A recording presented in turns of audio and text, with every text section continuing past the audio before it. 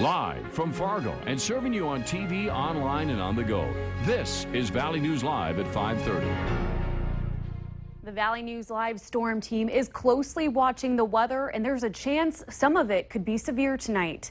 Good evening, and thanks for joining us. We are keeping a close eye on our changing weather conditions. Let's go straight to meteorologist Robert Hahn to find out what's going on. Robert?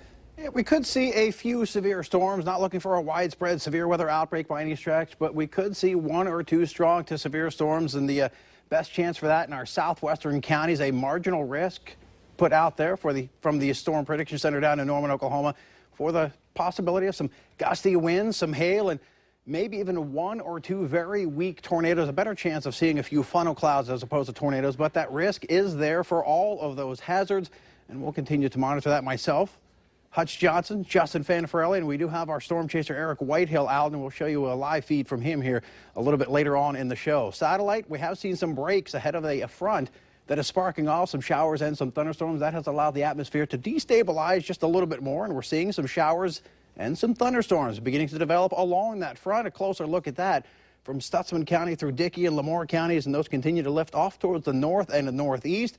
And we'll continue to watch those as we head through the rest of the evening. Here in Fargo, I think we stay dry through the rest of the evening.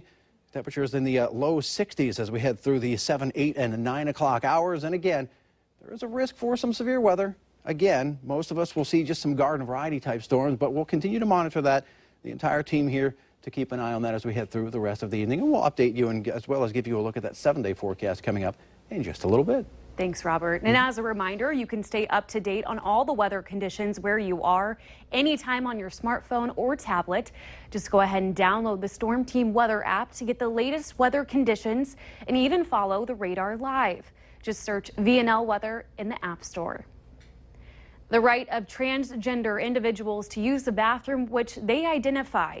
It's a conversation that continues to dominate the national stage. States like North Carolina and legislatures like the one in South Dakota who are opposed to allowing trans men and women use restrooms they feel comfortable with usually bring up the topic of bathrooms and locker rooms in schools. Valley News Team's Cornelius Hawker reached out to local school districts here in the Valley for their stance on this issue. Cornelius? Christine, I reached out to school districts on the North Dakota side of our viewing area, from Cavalier down to Sargent County. Here are some of the responses I received regarding school district stances on allowing trans students to use the bathroom in which they feel most comfortable. Jamestown Public School District Superintendent said their school board recently brought up the topic as an area for future policy study, and they've not had any student, family, or community requests in their area. Barnes County North Superintendent said this is on their agenda for the next school board policy committee meeting, and they're hoping to have a policy in place before there's a problem. And Kinsel Public Schools Superintendent said he hopes his board will adopt a policy where students can only use the bathroom based on their sex at birth. We'll have responses from Minnesota School on this issue for you on Valley News Live at 5 and 6 tomorrow. Christine? Thanks so much, Cornelius. Responses from other North Dakota schools can be found on our website. Just go to valleynewslive.com and simply look for this story. After it was discovered that our current or former students were taking and dealing dangerous drugs in West Fargo high schools, the administration at Shanley High School is urging parents to get educated and talk with their kids. A letter from Shanley Principal Sarah Crary went out to parents saying the school received information about the area drug problem.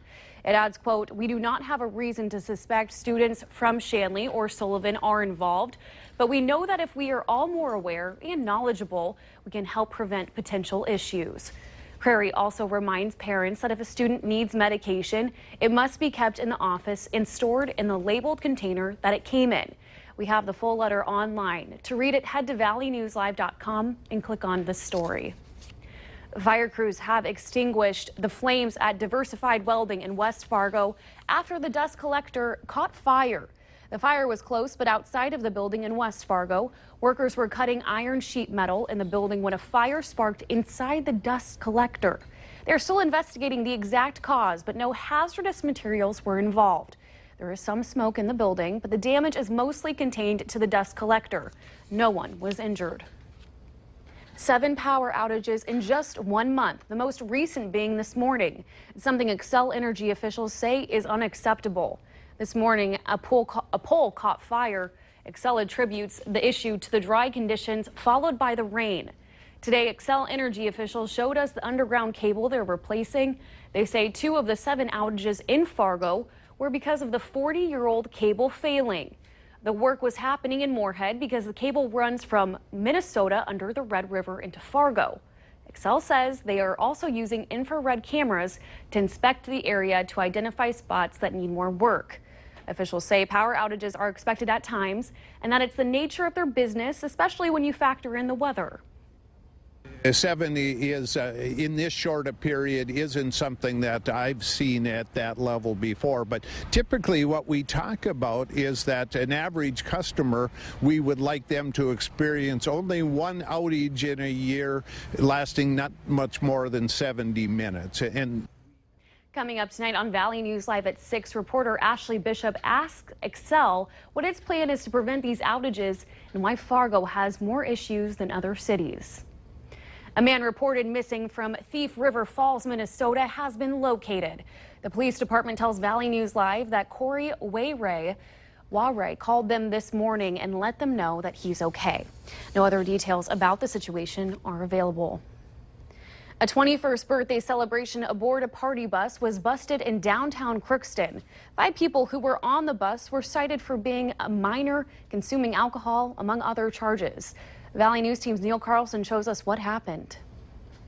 A bus chartered out of North Dakota with 28 people aboard pulled into downtown Crookston at 10 p.m. Friday and ran into trouble.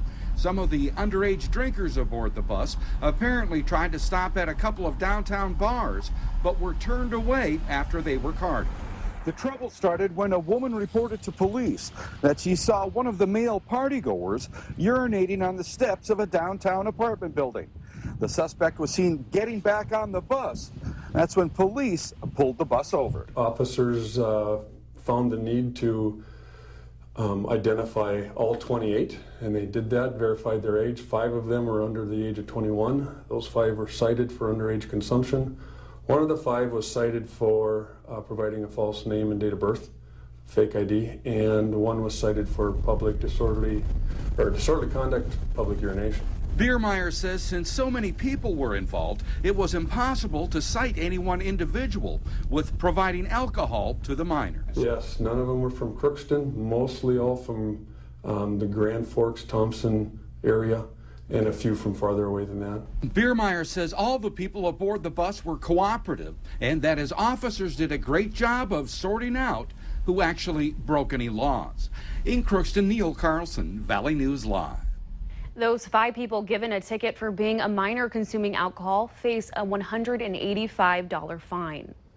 There's another chance tonight for people in the Valley to learn about the ongoing opiate crisis. A free community forum is being held from 6:30 to 8 o'clock tonight at the Empire Arts Center in Grand Forks.